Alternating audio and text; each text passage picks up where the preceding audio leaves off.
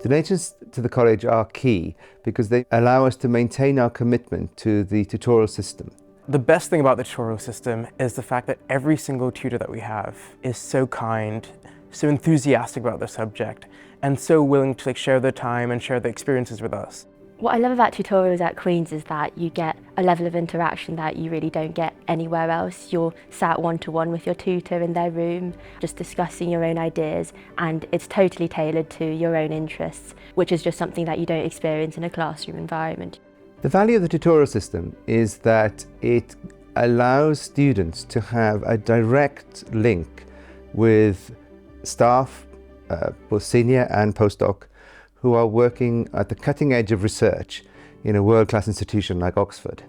If I could sum up my experience at Queen's in one word, it would probably be exciting. Every day at Queen's is a new adventure. There's always something new going on, and every tutorial isn't like the week before.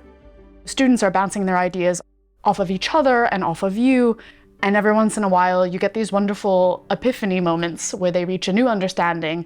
Sometimes I reach a new understanding too, and you leave that tutorial setting feeling buoyant, and that carries you through the rest of the day.